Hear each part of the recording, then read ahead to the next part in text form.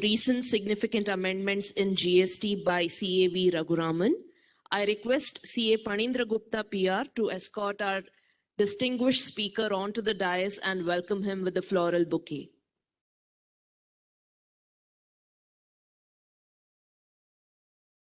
Ladies and gentlemen, a huge round of applause for CAV Raghuraman. Welcome, sir, to this two-day conference.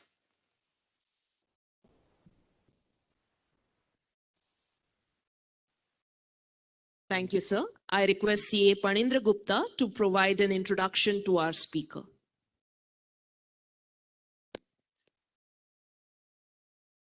Welcome back, members.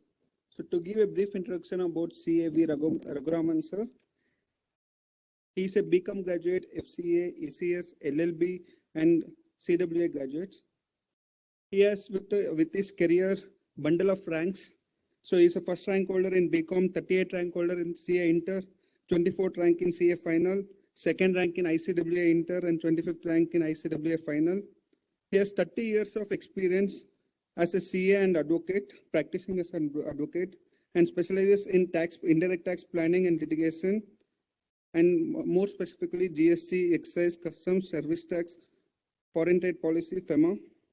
He is a regular visiting faculties in IAMB, CA institutes, and many other places. He has addressed a large number of seminars and published several papers in national magazines on indirect taxes. He was a member of Indirect Tax Committee of ICAI New Delhi, and he has authored landmark international VAT decisions and its relevance to Indian GST, published by International Publishing House, and GST and Indirect Taxes Principles Demystified, published by International Publishing House, CCH. With this brief introduction, I once again welcome CAV Raghuraman sir for today's session, and over to you, sir.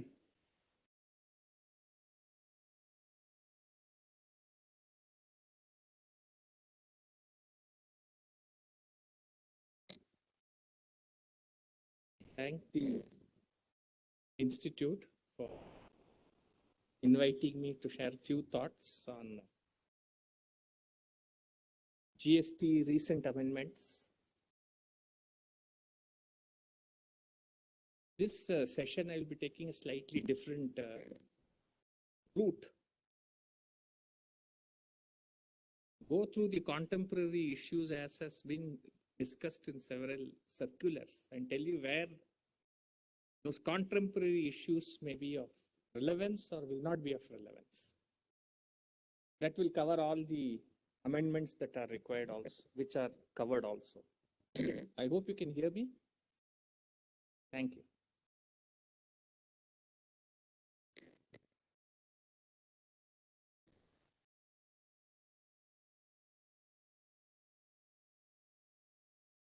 Use this map.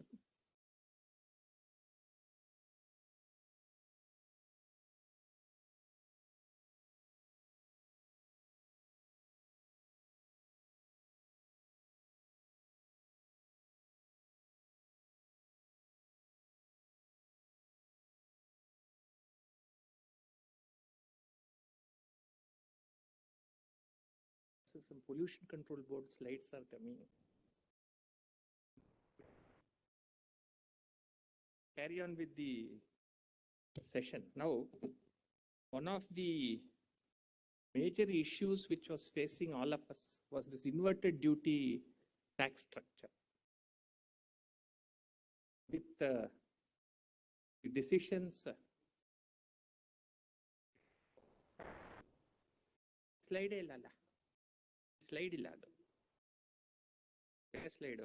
probably tomorrow's program. It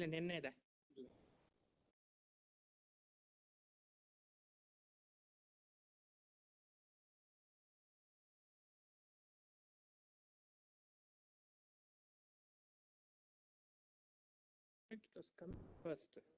Started first, actually.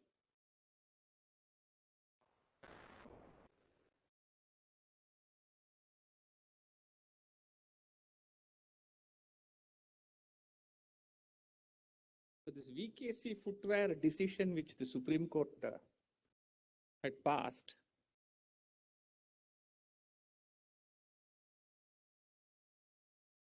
I will tell. Adbeka. How do I change the slides here? Thing is, I'm not able to see the slide here. There's only problem, small problem. Fine. So I will go ahead. Otherwise, this will it's not going to end this. This inverted tax duty structure is an issue which the entire country is facing. The government has a very unique way of tackling it. Whenever you complain of inverted tax duty structure, the government will raise the end product tax so that your credit will. The story is continuing from 1985-86. 86 in the kate continue. Sorry to say this. 86 we had the same issue in Modvat.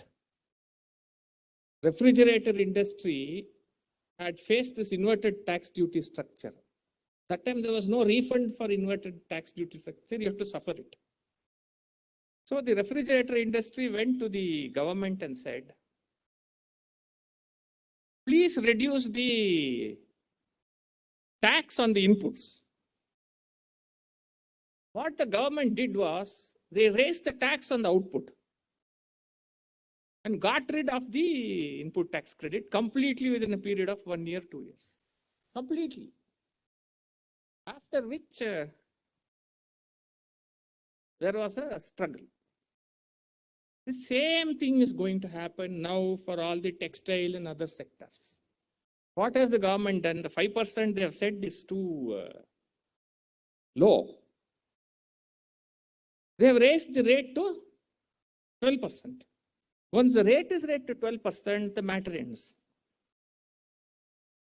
Your input services, your inputs, capital goods, all the credit over a period of next 2 years will go out completely.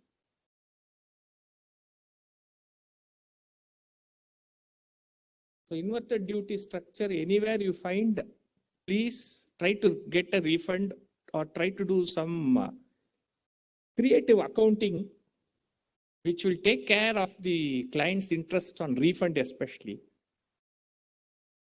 If you want an interpretation on the input services law, unfortunately, we are faced with difficulties. Over a period of time, I found that the input tax credit mechanism has been not understood by any court at all. Sorry to be saying this. The courts which understand it, their judgments get set aside. See, input tax credit is nothing but tax paid by somebody else. That's all it is. You pay tax, I take credit. It's already the tax has gone to the coffers of the government. Where's the question of you telling that you please pay interest on input tax credit? Tax already collect madbutru government. Where's the question of you asking for interest? Similarly, the restrictions that are being placed on input tax credit is also unfortunate and they should go. Now, let us look at some of the recent circulars by the government and how they will be applicable, not applicable. Some are good, some are bad. This I take it as recent amendments which will help you. Now, refund in cash ledger. If you have an excess amount sitting in cash ledger, refund baruttada, barudulla, people, you have to go and ask the CBIC. It is obvious in section 54 that refund is available. But then our officers who are manning this GST, who are running this GST, now assessments and adjudications are going to start. So chartered accountants are going to be very busy now. I am telling you the best thing that happened for CAs is the removal of audit. That's the best thing that has happened. Why? Audit in Madaka Aktala. That is the truth. You could not tally anything with anything else. This is the truth. Clients' books are so good. ಆ ಒಂದು GSTR 1, 3B ನಿಮ್ಮ books ಈ books ಟ್ಯಾಲಿನಲ್ಲಿ ಮಾಡೋ retrospective entries ಇದೆಲ್ಲ ತಗೊಂಡ್ಬಿಟ್ಟು you fellows could not tally anything with anything. So you could not file any GSTR 9, 9C ಇದಲ್ಲಿ ಯಾವುದು it was a complete what do you say, disaster. The government realized it's a disaster as far as CAs are concerned. They're not able to do it. Government portal also is not working. So therefore, abolish the audit. I'll tell you where it is going to work. Now you see. ನಿಮ್ಮ audits nalli you fellows, it was so cutthroat, you are getting 5,000, 3,000, 10,000 ashte. That also competition. Now, there is no mechanism to check the differences between GSTR 3B 1 as the case may be with your books. So every year you will be flooded with notices. Every client will get a huge notice. 26 AS ನಾನು ಹೇಳ್ತೀನಿ faceless assessment. I was just telling Shetty ಅವ್ರಿಗೆ 3 crore turnover, addition 120 crores. On turnover 3 ಕೋಟಿ. Bank, you transfer fund from SBI bank account, ICICI bank account, unaccountant ಅಂತು 68, 69 invoke ಮಾಡ್ತಾರೆ. Can you believe this? Joking. I've got to stay on such a matter in the High Court. So this the point I'm trying to make is this. You are going to have notices being issued left, right, and center. Already it has started. So you can charge your clients for notices issued, which will be much more than what audit income you have lost. Next ಒಂದು 5-10 ವರ್ಷಕ್ಕೆ ನಿಮಗೆ ಏನು ತೊಂದರೆ ಇಲ್ಲ. None of you are going to have any botheration. ನಿಮ್ದು retirement planning ಏನೇನು ಮಾಡಬೇಕೋ ಮಾಡಿಬಿಡಿ.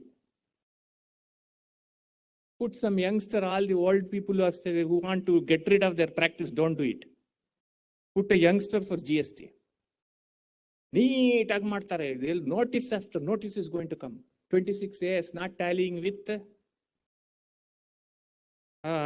GST return. Income tax return not tallying with annual information. Then annual information not tallying with GST return. ಎಲ್ಲ ಬರ್ತದೆ ನಿಮಗೆ. All sorts of rubbish is going to happen. So you fellows have no problem. Get rid of this audit nuisance, because audit sign ಮಾಡಿದ್ರೆ risk. You know very well also. You know very well that 10% of the clients you can sign, 90% signing ನಿಮಗೆ risk ನಿಮಗೆ ಗೊತ್ತು. For the fees I am saying, it is not commensurate. It is not commensurate in this market for the fees. So refund, the circular says, refund is possible. Don't worry. Theory of unjust enrichment, barodilla. If you have excess balance in your credit, in your cash ledger, you can take a refund. No problem. The theory of unjust enrichment will also not apply in these cases where there is a refund of cash. Essentially, see, what is this? You put cash into that, you take it to the bank account. You don't require a board to tell these officers that once you put it in that account, you can take it out. Nothing exceptional. But the board has to tell, because the officers are not allowing that refund.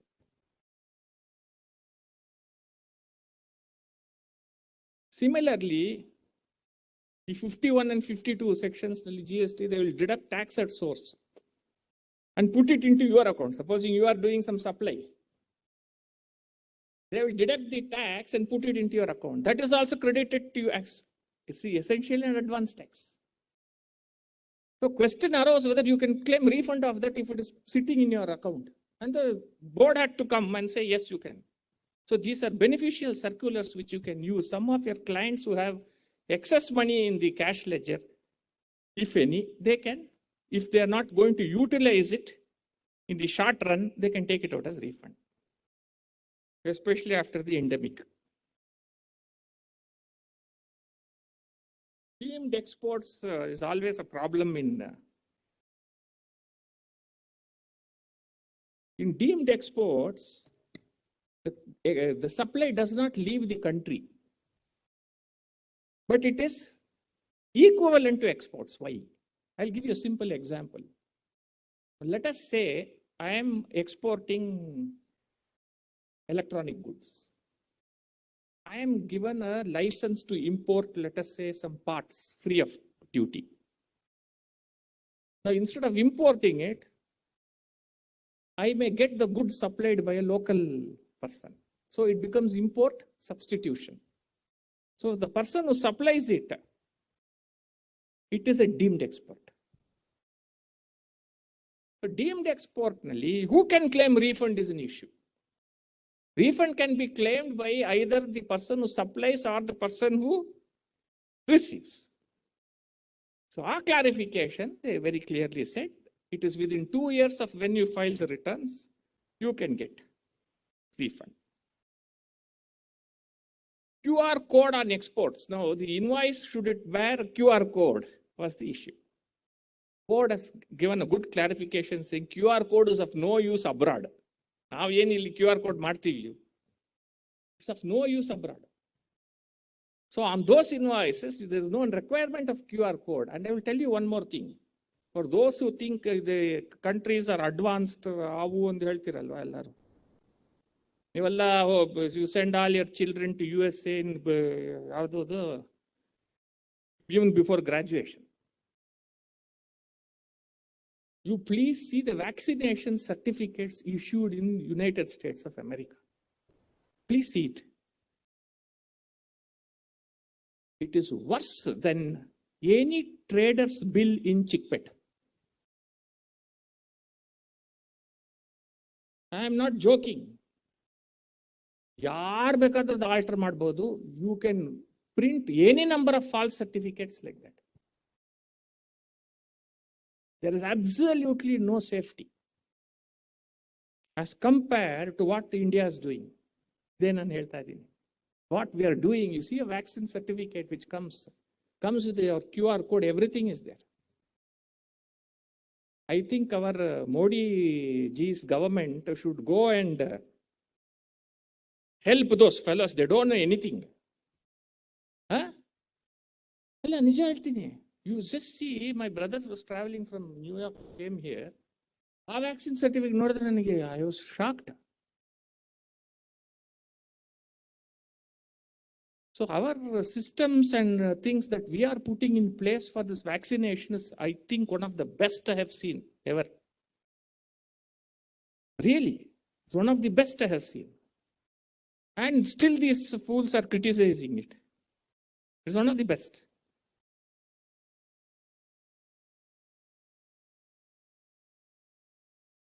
Several clarifications was issued on several issues. Let us look at them.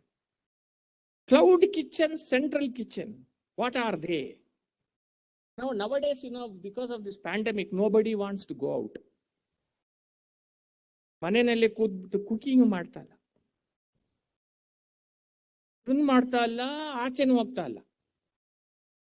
You look at the situation of the housewife having to put up with the husband for 24/7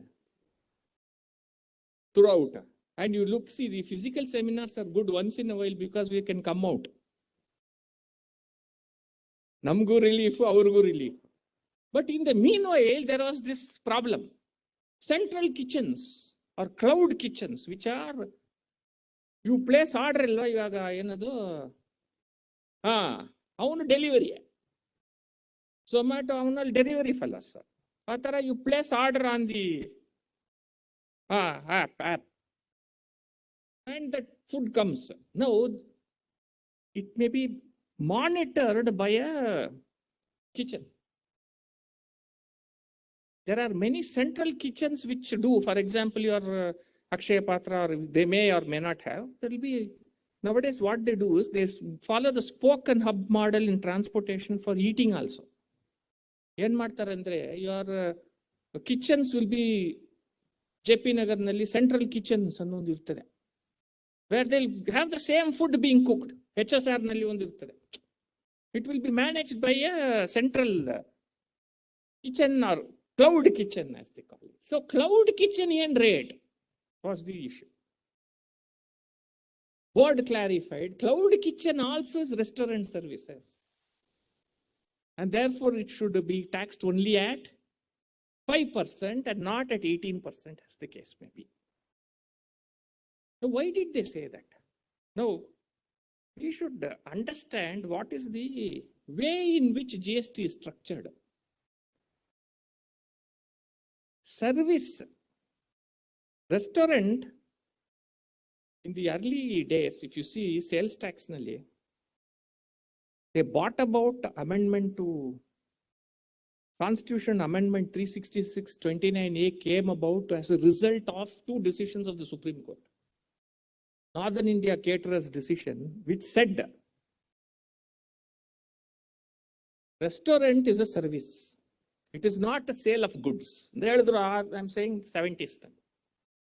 Because of which they amended the Constitution to say there is a supply element in that also. So restaurants started paying sales tax. That all of you know. But that is because of Northern India Caterers decision and how it was plugged. Now when GST came, they have done the turnaround. Now they have said all restaurants will be services. They will not be sale. That is how it is defined in the statute. Schedule nalli hage ide.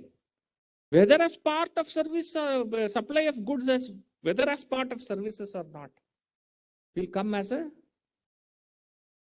to be taxed as services, not as sale of goods.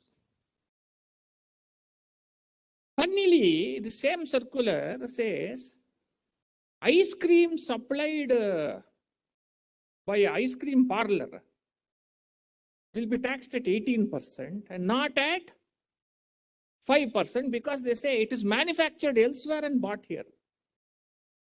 The concept of manufactured elsewhere, bought here is of no consequence to GST. They have forgotten, they're still in excise kala. Any ice cream parlor, if you look at the schedule 2, if you look at, is very clear it is. Supply of goods, whether as part of service or not, will be treated as services. So to that extent, I think this circular is wrong, which they want to tax the ice cream parlors, the supply of ready-made ice cream at 18% is completely wrong. It should be at 5% only because some people may take it and go out. Some people may sit there and eat also. If originally these were all big decisions. European Court of Justice went into whether you are another Taco Bell. Taco Bell. And which is that other one? McDonald's. Is this supply of food, that is goods, or supply of services? There is any number of decisions on that.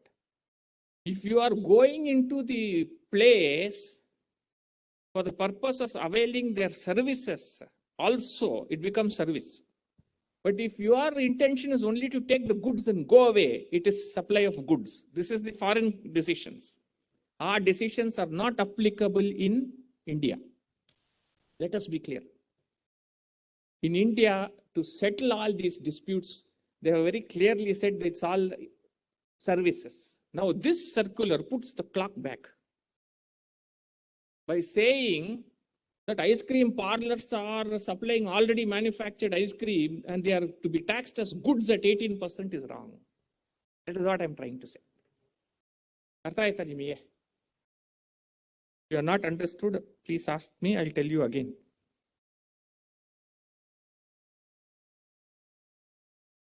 Satellite launch services are being exempt because fortunately the board says it is to a provider who's located outside India. So athara iddare it is considered as exports.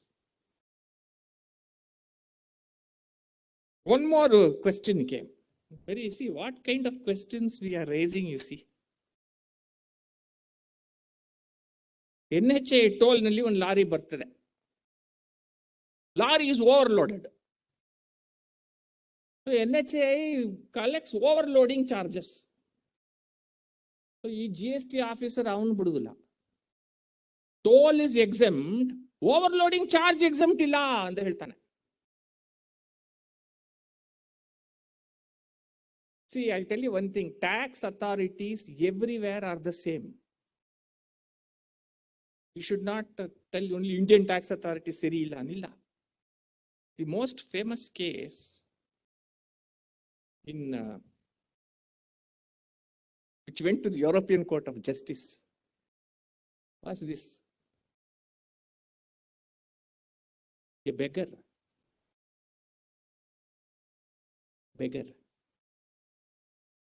on the road sings. The foreign countries nalli begging in ಮಾಡೋದಿಲ್ಲ. ಅವನು ಕೂತ್ಬಿಟ್ಟು guitar ತಗೊಂಡು he will keep playing on the road. And passerbys will come and drop some money. Oh. ನಾನು ಯಾಕೆ ಹೇಳ್ತೀನಿ ಅಂದ್ರೆ tax authority is the same everywhere. ಅಲ್ಲಿ tax fellows wanted tax that fellow. ಎಲ್ಲಾರು ಬಿಟ್ಬಿಟ್ಟಿದ್ದಾರೆ. They will leave Dawood Ibrahim, they will come to this fellow. This matter went up to. It's a very important decision. Why I am telling you is what the European Court of Justice said is. It is quite clear that he may be rendering services, but does he have an enforceable contract? Yeah. I cannot enforce that as a passer. Supposing I am playing guitar and he is passing by. He and he are passing by in itkolli. ನೀವು 100 ಹಾಕ್ತೀರಾ, ಅವನು ಮಾಡ್ಲಿ. Can I catch his shirt and say, hey, ಕೊಡಯ್ಯ? ಆಗೋದಿಲ್ಲ. And that is what the ECJ said. You don't have an enforceable contract. There is no question of taxing such a receipt. Please keep this in mind, because this will help you in all your GST cases in future. Similarly, here also overloading charges, tax authorities wanted to tax. So they issued a circular saying, no.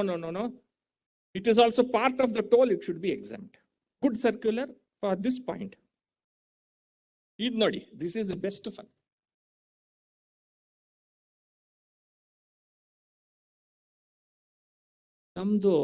Our problem with our country is we have a authority which gives advance ruling. Advance nalli tax collection. I call it authority for adverse ruling or authority for collection in advance. This is an example of where the board said, no, you are wrong. Don't follow authority for advance ruling. Board is telling. Can you believe it? That is why I got this example, so that I could educate some CAs. Don't go to that authority for advance ruling, because it is anyway going to be adverse. ಆಮೇಲೆ ನೀವು high court ಬಂದು dance ಮಾಡೋದು use ಇಲ್ಲ. Please go through the regular adjudication, then will see. ಇದರಲ್ಲಿ renting and hiring, you see the fun. Serial number 22 of the notification, services by way of giving on hire to a state government. See, I give a vehicle to KSRTC on hire. Authority for advance ruling makes a difference between hire and rent. And say, if you rent the vehicle, we will tax you. Hire only is exempt. ಇವನು ಯಾಕಲ್ಲಿ ಹೋಗ್ಬೇಕು? ಹೋಗಿದ್ದಾನೆ. And he has got caught.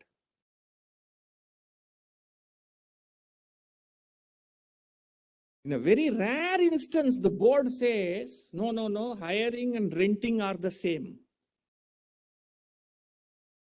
Both are exempt under that entry. So in a cycle of maybe 10 years, you will find 2 or 3 good board circulars. 10 ವರ್ಷದಲ್ಲಿ. Take advantage of those.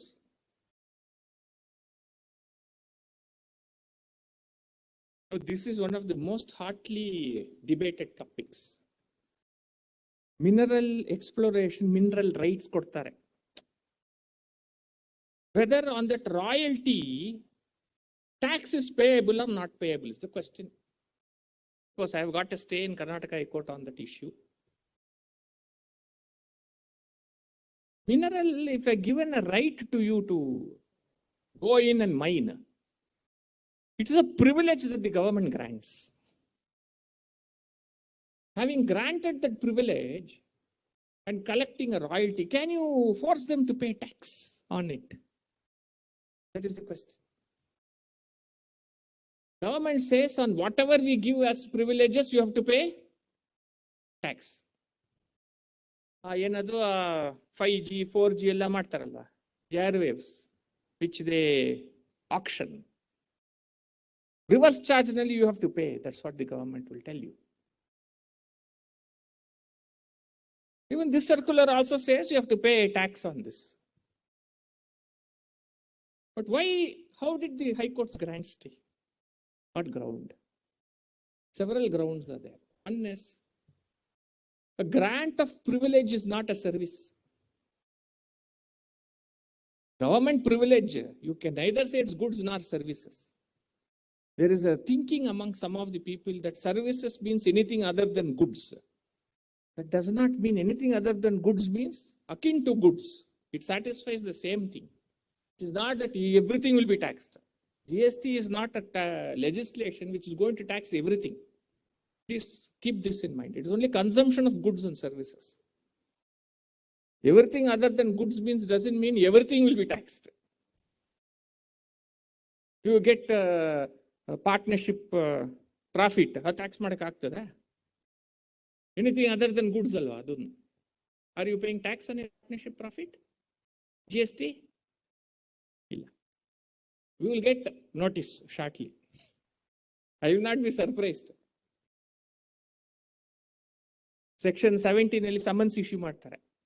You are a partner in the partnership firm. Why have you not paid GST on the profits that you have earned? And then you will be replying to it shortly. So, mineral and mineral rights, it's not that services means everything. Anything other than goods means whatever satisfies the wants similar to goods. That is tangible, this is intangible, more or less. There are some exceptions. And mineral rights falls within the right itself is an immovable property. My privilege that I grant you to take the minerals from the land is in itself a right in immovable property. Because mine is an immovable property. Mines, whatever right is given is a right in immovable property. You can go into that place and extract the mine. That is the rights. So on those grounds, there's also the entire issue. I will ask you a question. What is taxation? You're all chartered accountants. What is taxation? What is taxation? What does the Constitution define taxation?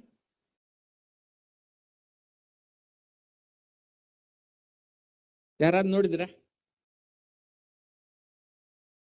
Article 366(28) defines taxation. Taxation is defined in such a way that it says it includes the imposed under any legislation. So,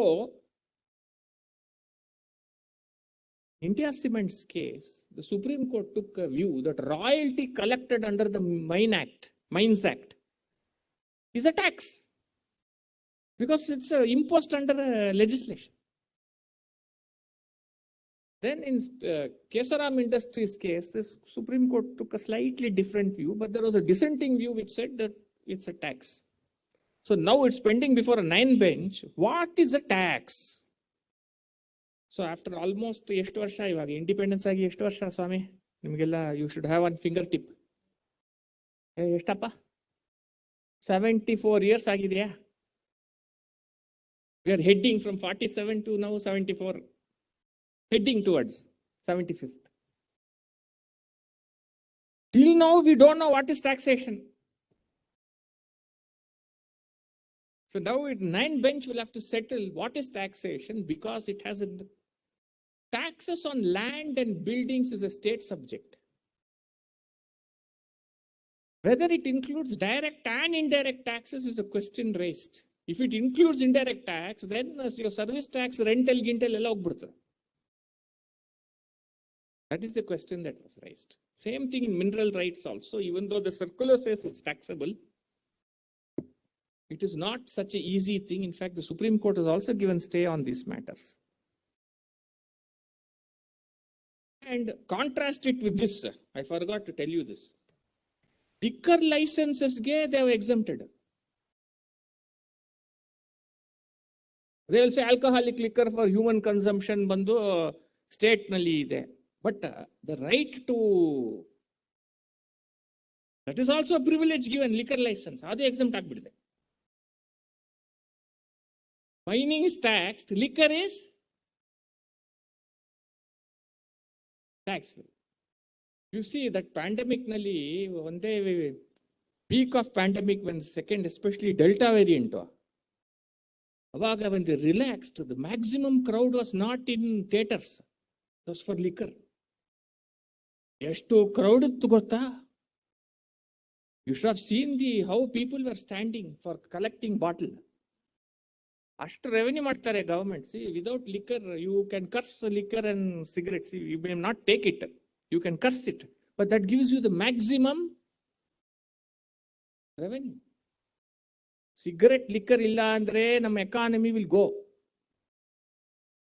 So that's what some fellow who, person who drinks told me.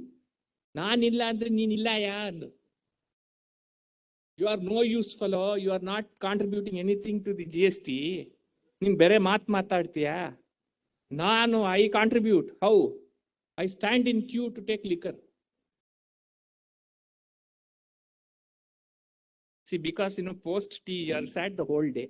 It's very difficult for you also to listen to all the speakers for a day in and day out telling the same thing. Everything is taxable, nothing is exempt. So once in a while you require some entertainment. Indoor amusement parks. This was also a subject matter of some. It was always taxed at 28%. Then they reduced it to 18 because pandemic nalli, one of the worst affected, industry was the amusement park industry. Virtually they have shut down, Papa. They have shut down. They've still not recovered. So the tax was reduced from 28 to 18. So a doubt was raised. What happens if these have casinos also? Because casinos are taxed at 28%. So they split the entry and said, theme parks, water rides, matra avarige 18. Casinos idre 28. Because betting, gambling, they want to tax at the maximum rate.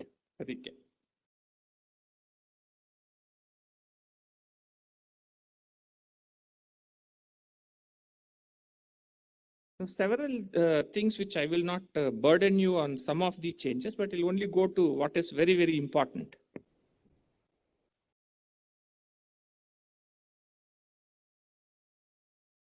UPS with batteries. Now,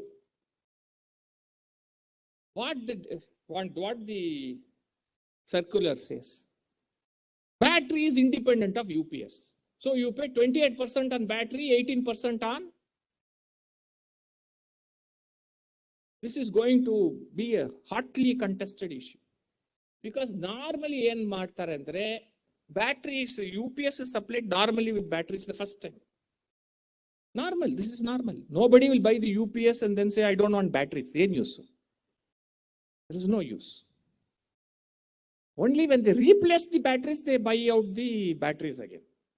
As a replacement after 2 years or 3 years, as the case may be. Unfortunately, what the circular says is UPS bandu one line item, battery bandu innondu line item, therefore this will be 80 and that will be 28. That is not correct. The principle of composite supply will apply. Person who goes to a UPS manufacturer will want it with batteries. Yes, absolutely you're right. The smaller things UPSs which are there. Because today, without that router, 24/7 it has to be on. Router ಗೆ you have to put UPS. ಯಾವುದು mobile ಏನದು ಏನೋ ಒಂದು ಅದಕ್ಕೆ ಹಾಕ್ತೀವಿ UPS. Why? Because you have to listen to it. 24/7 games.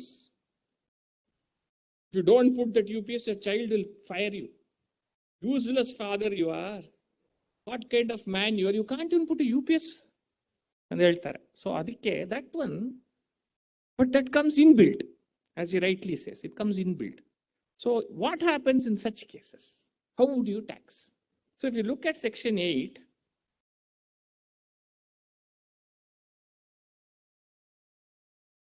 all India crowd, it is virtual. Please don't speak in Kannada. Or if you speak in Kannada, translate it. I'm extremely sorry. I did not know that this was an all India program which was being telecast everywhere. Thank you you should have told me in the beginning. Madam, you have a mic with you. What is wrong? You should have told me. Right. So UPS, what is the principle? The principle is simply this, sir. If it is a composite supply, which is the principal supply, which is a subsidiary supply? Principal supply is always what? The machinery. So ideally, this should have been taxed at 18%, and therefore I think this circular should apply only if I am supplying batteries independently, not otherwise. This is another issue. Solar PV projects, how do you tax them? Yes, sir, please.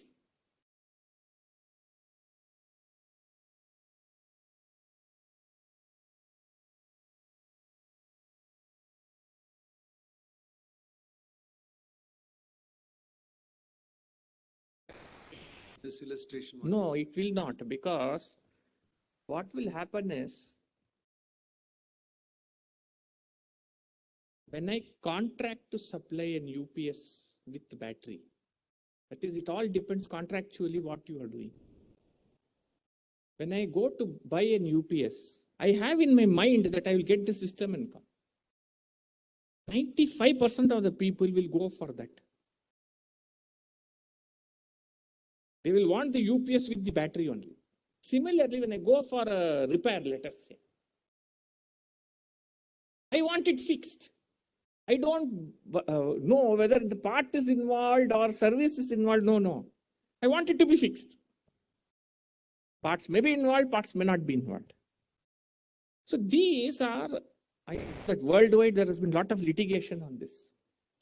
But essentially, you should look at what the customer is wanting in all this. When Luminous is supplying UPS, means it is with batteries. Most of the people will go with battery. There will be always exception. So in these cases, it should always be treated as composite supply. If you do this here, a converse situation will come tomorrow. What will you do at that time? I have to look at her every time I start in Kannada. What do you do at that point of time? That becomes a difficulty. Suppose, let us say you reverse this. Battery is 18%, UPS 28%. Would you have issued the circular? You wouldn't have issued the circular. That time you would have given a platitude. All of this falls under composite supply. Please pay tax at 28%. But your example is very good. Same thing in solar PV projects. There was so much of litigation on this. They announced a rate of 5%, but then there's also services involved in it. It is a perfect composite supply under Section 8. The GST Council went into it and split it into 70-30. 70% goods, 30% services. There is nothing like that. No such principle is there. No such principle is there. 70 and 30, you can't have What do you mean by 70 and 30? What scheme is there in the act which says 70-30? Please show it to me. Nothing is there. Yes. Old vasanas always trouble you. Vasana is a Sanskrit word.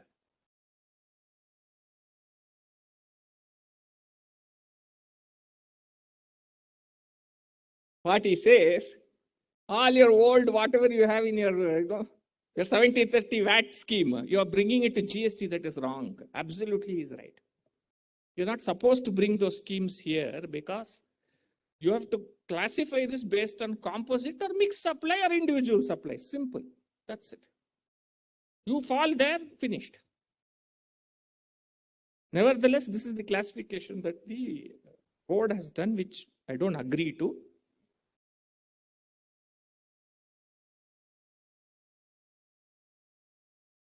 Now, they have specified a procedure for refund of tax if you pay under the wrong head.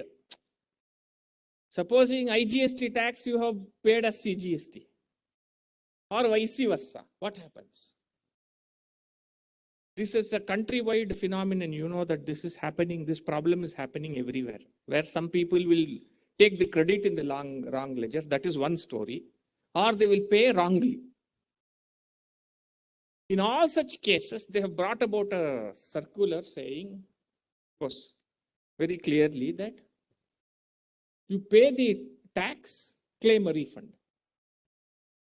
I am asking you, you have in the rules itself a procedure for adjustment. Why can't you do that adjustment? Under the rules, there is a procedure for adjustment. Supposing I paid it wrongly here and it should have been paid under something else. Shift it. Why should I pay the tax and then, claim a refund? Because refund refund getting it is very tough. Extremely difficult. You don't get the refunds in time. So the process of adjustment, I think they should have, continued with it rather than ask assessee to pay tax and then claim refund. Some of these taxes runs into crores of rupees. There's no way the assessee will be able to, go out of pocket by some crores and then ask for refund. And on that, processing that refund, he'll have to, he has to struggle in English, ಒದ್ದಾಡಬೇಕು in Kannada.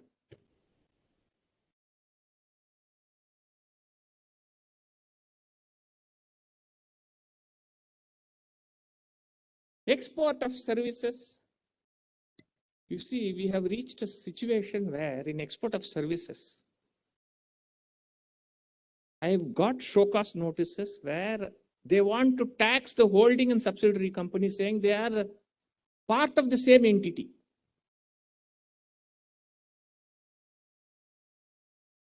That is why the circular was issued, saying if there are two legal entities, they are separate.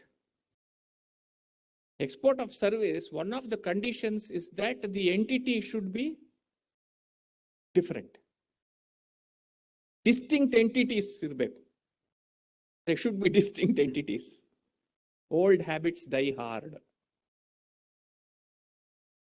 So a branch and a head office are distinct entities requiring registration, but they are only one legal entity.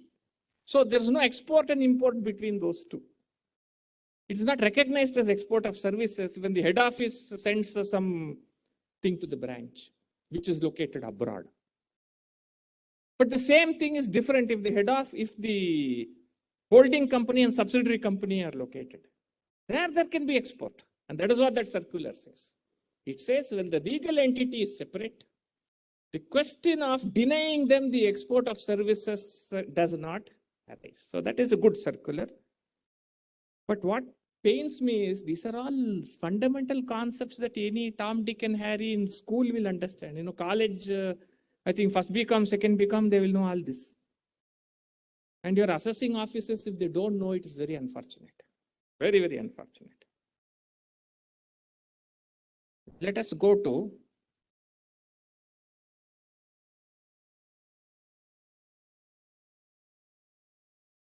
very important thing on intermediaries. I had a circular which is very, very useful. See, intermediaries, one good clarification has come because today we are finding lot of disputes on who is an intermediary. You see, the authority for advance rulings will say, we will not get into that question because it deals with place of supply. But they will say it is an intermediary and you have to pay tax. So these two are contradictory to each other. So they issued a circular saying, if you want to tax somebody as an intermediary, there has to be three parties. There has to be three parties. So please keep this in mind. If you want to tax me as intermediary, that means I should have entered into contracts on behalf of him or him.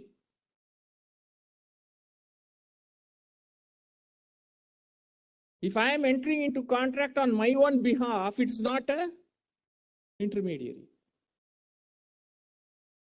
For example, I do back office processing functions, let us say, that is on my own account. I am not doing it as a intermediary. But if I am selling his goods to him for a commission, then it becomes intermediary. But the issue here is this. We have filed some petitions in this also. Got a stay. Intermediaries, let us assume that Shetty Sahibro is located abroad for a moment. I don't want him to go out of Bangalore, but for a moment. So he has appointed me as a commission agent to source some goods, let us say. I source the goods from him and it is supplied to him. And he pays me commission in foreign exchange. Now, what is the tax position of me? As per the GST law today, the place of supply is deemed to be in India because of Rule 9, the earlier rules, and now Section 13, which is there. So even though I own foreign exchange, you say that my place of supply is in India and therefore I have to pay tax. So we have filed petitions in the High Court saying every other person who earns foreign exchange, you say place is outside India. Why only me? Why are you discriminating against me only? What sin have I done? Because ultimately, my services are consumed by whom? By him, not him. I provide services to him. That is why I get an amount from him. To him, I don't provide any services, so I don't get anything from him. Please don't mistake me. I'm speaking like some Swamiji who has run off from the country. But any resemblance to that is purely coincidental.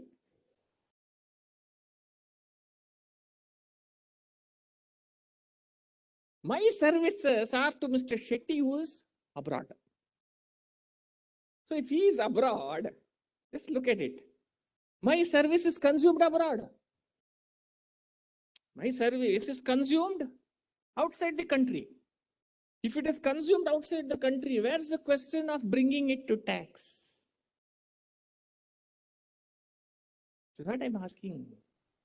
All these 10 minutes I've spent asking that question only. So when you go to Central Council, you question the government, sir. Go and question them. Tell them what is this. The other day, so I heard a speaker, I had this question.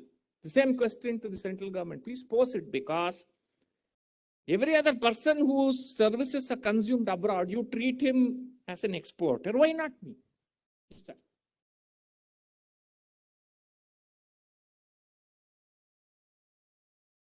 Absolutely. No, see. In terms of the work being done and its consumption is in India. No. Your. Please delivery was- understand, Your service was not destinated out of India. it is because, Compensated I will to tell the you why. place. I'll tell you why. What is the service that I do? The service that I do is buying goods for him. The act of buying is in India. The delivery of this is outside. My service is consumed by him, not consumed by you. You're not interested. I don't have privity of contract with you at all. And in all GST matters, please keep this in mind. The taxable event happens only if there is a contract. There should be consideration. If there is no consideration, there is no tax. Those are exceptions. Exception. Those are exceptions. I'm saying the first principle is that when the term consideration is used, there should be a contract, enforceable. Over here, the only contract is between me and Mr. Shetty. So please understand, I may source goods from India, I may do things from India, no problem. But I am not doing it for you. I'm doing it for him. That is why I get consideration in foreign exchange. Therefore, this has been challenged, but this circular does not deal with it. But one of the important things that the circular says is there should be 3 parties. So triparties, if it is not there, there's only 2 parties. The question of taxing it as intermediary does not arise. So you can use the circular for those kind of cases. Still have good amount of time. See, minimum of 3 parties. Next, 2 distinct supplies.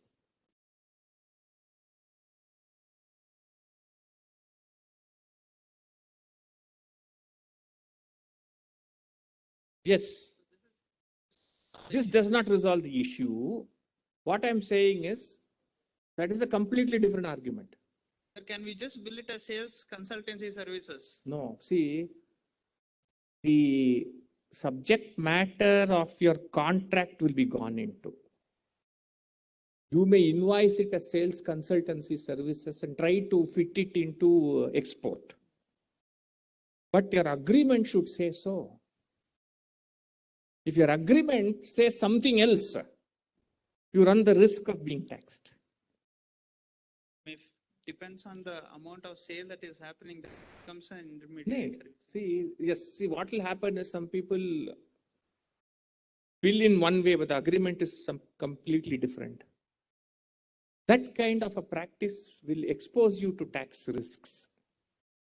So don't even advise like this. If the agreement is for sales promotion and let us say it is for business support, those perfectly you can take this export of services. Let's assume you're doing market research for him and giving him the results. Those are all perfectly exports without being intermediary because you're doing it on your own account. If I'm connecting 2 parties, with respect to sale, I mean, he's doing a procurement, someone in US wants to procure something. I'm connecting him with a person in Malaysia, somewhere. Perfectly, it is intermediary services. Perfectly, it's an intermediary services. So for now, 3 parties are there, 2 independent transactions are there. One is a supply between 2 people, and another is a supply by me to him. 2 distinct things. so But now all of this will depend on the nature of services that I do. it's still charged at 18% right now. Right now, it is charged at 18%. That has been challenged in the high courts by us, saying that you should not discriminate between Export of services. export of another exporter, say sales consultancy, you say, Yes. you take benefit. I am a commission agent. Why I should not get that benefit on that ground?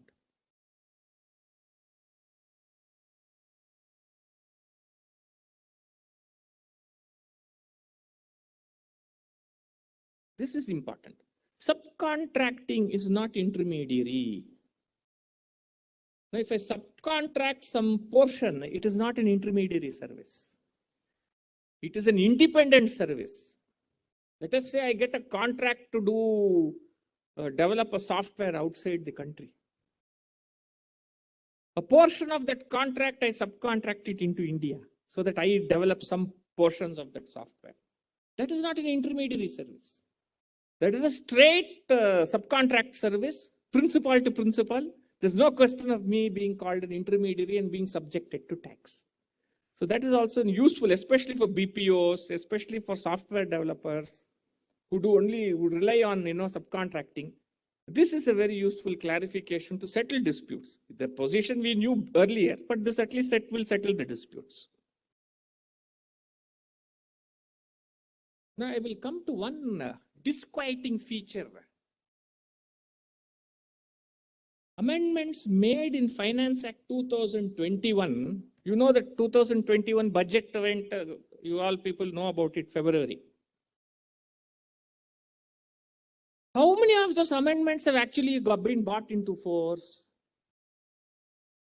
Normally, if I make an amendment in February, finance bill will be passed, and April 1st, I will make it applicable. Let us now see slowly how many such amendments are actually in force. So many amendments were made. Are they in force? Because what happens is I find lot of articles and lot of this messages not having taken cognizance of those amendments not coming into force at all. Take the first one, scope of supply. They introduced a new subclass AA to tax associations and members.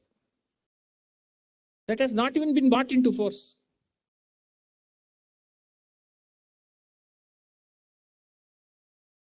So the old decision in Calcutta Club even continues to apply. Even after amendments, I would say it continues to apply, but it has not been brought into force. Then let us see. Conditions of input tax credit, matching conditions, 16(2)A, which they inserted, that also has not been brought into force. That is yet to be brought into force. And we are having discussions in several forums as if it is brought into force. So please take note of that. The only thing brought into force, as I can see, is abolition of audits. Promptly it was done. Section 35, they promptly did it. And let me, as I told you earlier, it's a boon for you people. It is going to come as a godsend for all chartered accountants. Whosoever practice was sagging will revive. Once assessments are starting, because I'm seeing so many notices coming, 26As, that one, this one, I told you this already. Annual return, that also has come into force because of this changes in that 9C9 business.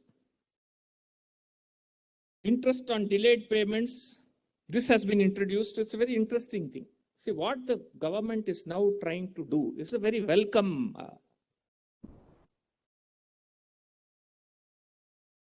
First, they made an amendment that is in Finance Act 2021 and notified it, retrospective amendment to say, you need to pay interest only on the cash portion, not on the credit portion that was used for payment of tax.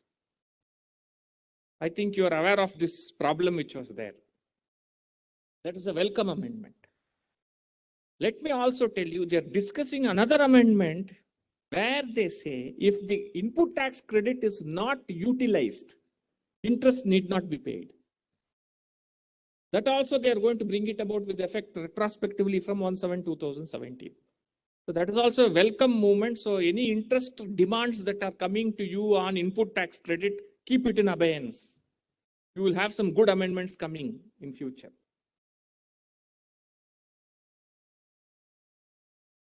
There are some amendments to section 74. They have not been brought into, not yet been notified. Provisional attachment changes 83, not notified. Appeals to appellate authority 107, some changes, not notified. 129, 130 changes, not notified. Unfortunate. If the 129 and 130, which Mr. Jatin was discussing, the changes were notified, they would be welcome. But they are still not notified. Fortunately, because of Corona, authorities were not active in seizing vehicles. If you see number of vehicles seized in 129, 130 has come down drastically. Otherwise, mobile squads were, going around. Earlier, you had only the checkpost. In fact, that system seems better. Checkpost, 1-point harassment. This is multi-point harassment. That is 1-point tax. This is multi-tax. They made some good changes in 129 and 130. What were those good changes in 129 and 130? The changes that they proposed was 129 and 130 will deal only with penalty. Tax and interest will be dealt with separately. Earlier in 129, if your vehicle is seized, you have to pay tax, you have to pay interest, you have to pay penalty. And you would already pay tax in when the goods are dispatched. So the changes which are proposed in 129 and 130 are slightly, they're good because they don't require you to pay the tax and interest. But they are also not yet. Confiscation changes, same changes which came, that also is not yet to be notified. Power to collect statistics, they'll notify, even if it gets notified, not notified, we are not worried about it. Better they don't, even the schedule to amendment, that also has not been notified. So these are some of the things which I thought I would highlight to you as changes made. There are other changes which I have put into the, the PPT. You can ask me questions now. I would leave the floor open for 15-20 minutes questions so that it will be easy for people to clarify their doubts. Yes. So there were a couple of questions from the Yes. online attendees. Yes. One of the question is,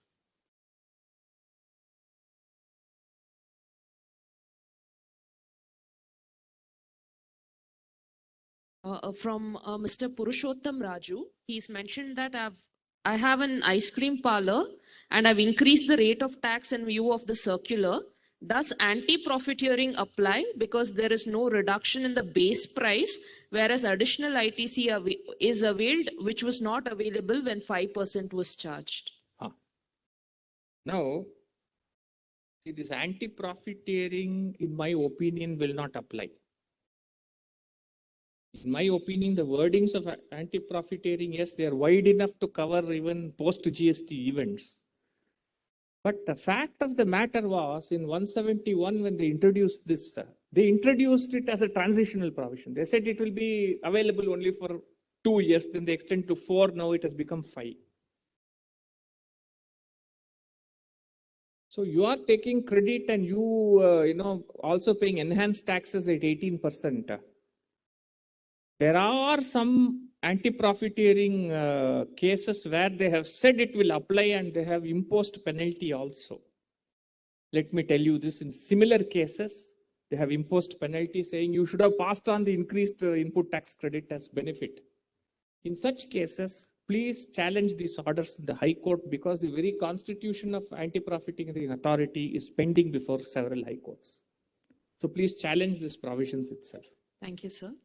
So there is another question from CA Prince Abraham. He's asking whether tips at restaurants are GST taxable.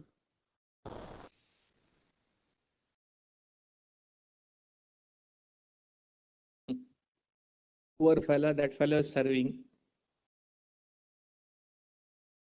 As it is, you are firing him for giving wrong food. You have given naan instead of roti, roti instead of naan. Tips is something which you give out of your will and wish. Yeah, the waiter cannot hold your collar and tell you, why have you not paid tips to me? Others are paying. So it's not an enforceable contract, and therefore tips can never be taxed under the GST law.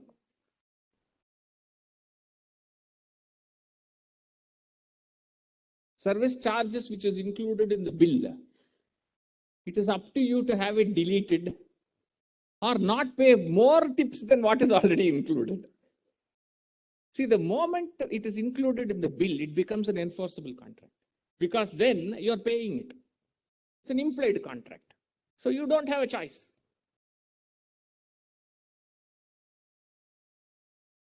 See, these are all variants which you are telling.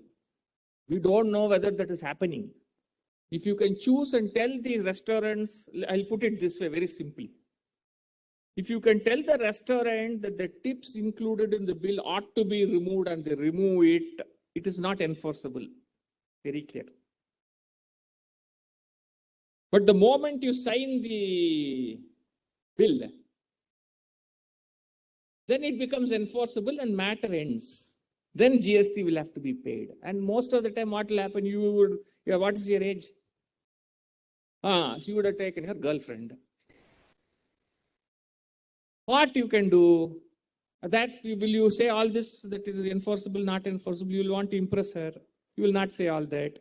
If you go with your father and mother, you will say all that. So keep this in mind before you do it. Thank you, sir. Only by way of light. It's only for making the proceedings light. That's all. Please don't mistake me. It's only for by way of joke. Thank you, sir. There is another question by Yes. CA Satish MV. He's asking if vendor balances are directly paid by parent, which is a foreign company on behalf of Indian company, would there be an applicability of GST? Vendor The Indian party's vendor payments is discharging the liabilities Yes. of this person. Indian person by the foreign parent company. See, there should be a supply of service first of all. Financial transaction where I undertake an obligation, irrespective of what is said there, in that schedule.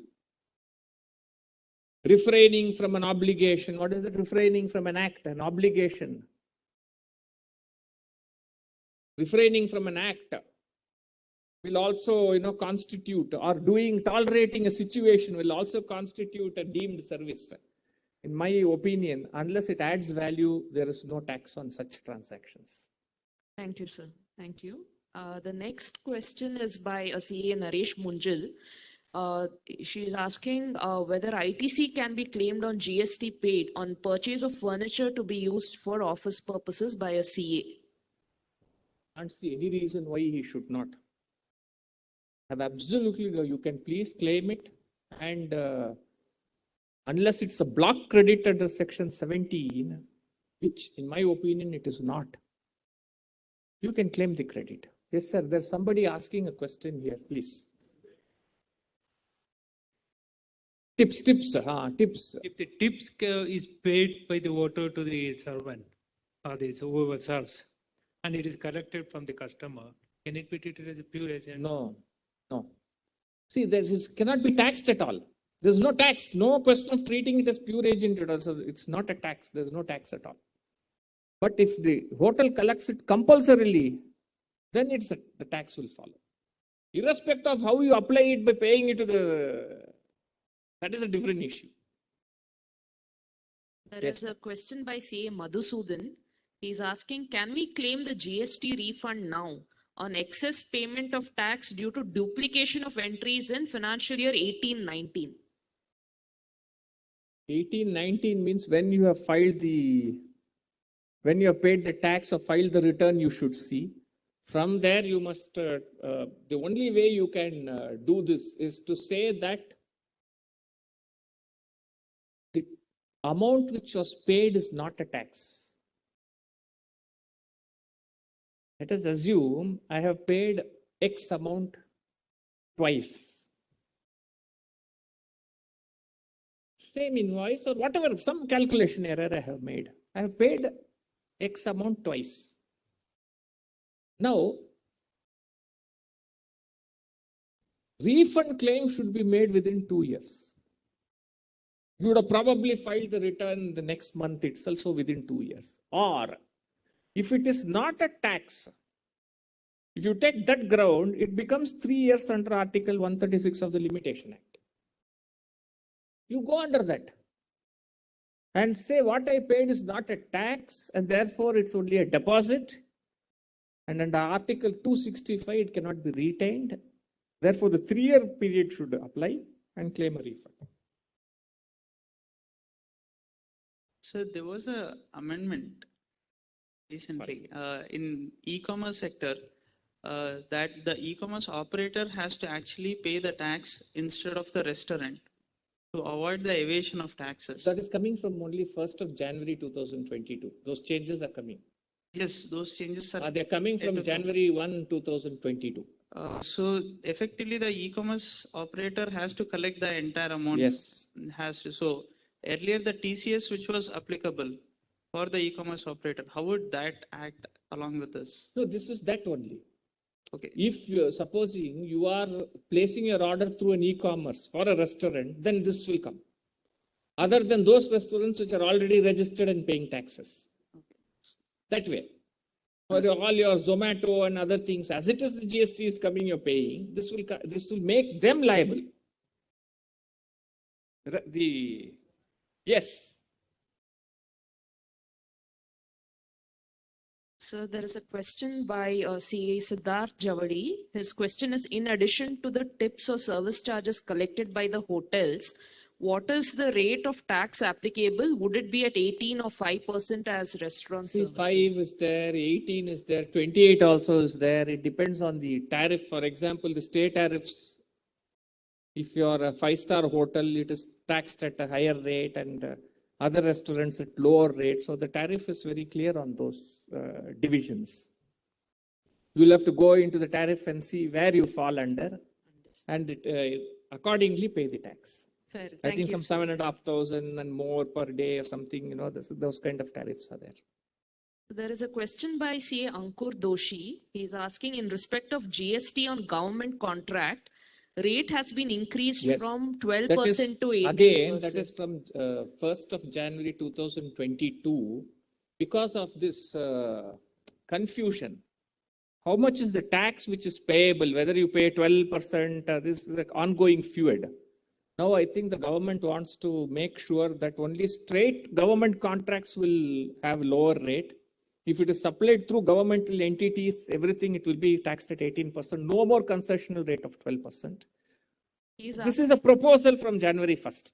He's asking, will there be a saving clause, unlike service tax, where the contracts entered before the change will continue to be charged at 12 instead of 8? No, it will not happen that way. Contracts entered into prior to this date. See, in Karnataka, what happened was the PWD department reworked all the rates and reimbursed the contractors the differential. Wherever it was not done for this smart city projects have got an order of the Karnataka High Court, where they've asked them to reimburse the difference. That order is in the website. You can all collect it. It is there. So invariably what will happen is they'll have to factor in that extra levy that is going to be charged. If they don't give that amount, please go to High Court, you will get the refund. Any questions here from our delegates here?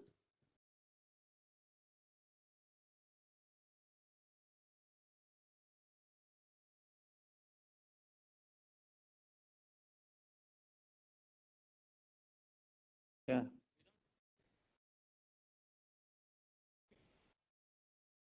The intermediate service that was introduced in the Finance Act was basically to cover services like Uber and Ola, because they said I'm neither rendering this service or others. So that's why they amended that. But ever since it's come into GST law, it's creating more confusion to, like, why do you need so many services? You can say everybody's an intermediary and be done with it. No. It's like saying, that every other 2-3 years having a stent put into my heart. We'll take out the heart itself. What is there? It's like saying like that. I don't think it is right. It's an intermediary, it is an intermediary. Can't be that. First, you nip it at the bud. Don't go to AR. That is the solution. You can't say I will tax everybody as intermediate. Don't go there. Leave it to adjudication to happen.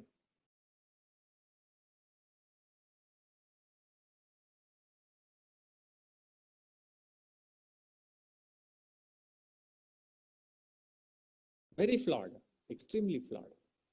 It's a legacy from the service tax. Goods, see, if you take up to 2014, intermediaries of goods were exempt, intermediaries of services were taxed. So when people pointed it out to the government, they did what? They started taxing both. Same legacy comes into your GST. Yes, sir.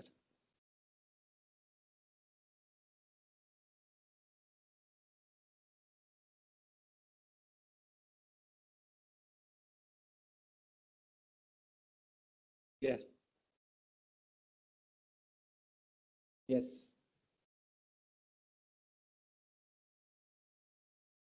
Will all come there. All the 12% will become 18. And the extra 6%, you will have to work with the smart city. What does the contract say? Inclusive of all, see, it is like this. Don't go blindly. Look at the contract carefully. It may say inclusive of all prices. But a tax which is not envisaged or an increase or decrease in tax can be collected under section 64A of the Sale of Goods Act. Exactly why I'm saying, therefore, you look at it and try to get the extra 6% in favor of your client. If they don't do so, then we may have to go to High Court for such things, cases. I'm telling you for Hubli Dharwad thing, I have got that order already, so can be followed.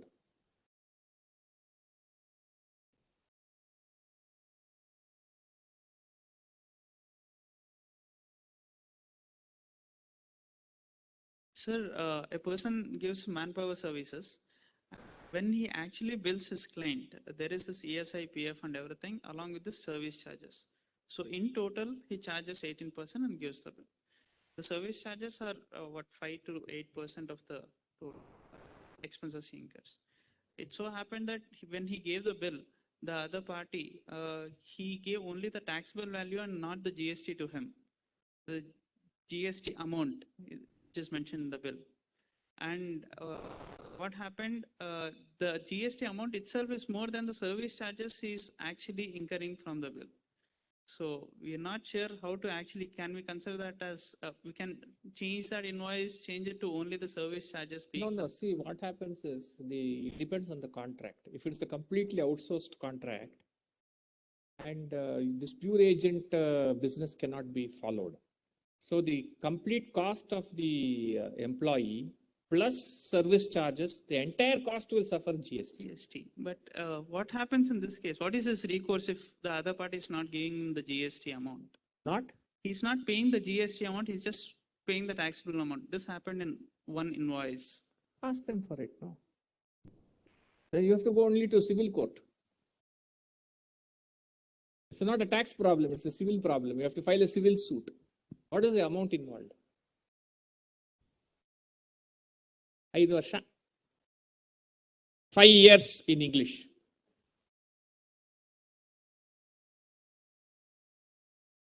Thank you. Thank you, sir. Ladies and gentlemen, a huge round of applause for CA V. Raghuraman, sir. I request CA BT Shetty, Chairman, to present a memento as our token of appreciation and gratitude, sir. Thank you so much for taking us through all the amendments and all our questions.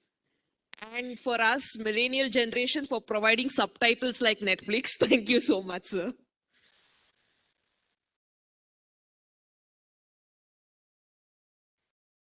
A huge round of applause, ladies and gentlemen.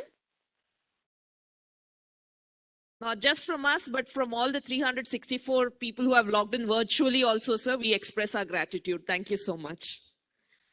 Ladies and gentlemen, we meet tomorrow at 10 a.m. for our first technical session. We have interesting 4 technical sessions scheduled tomorrow. I hope to see you all tomorrow at 10 a.m. Thank you.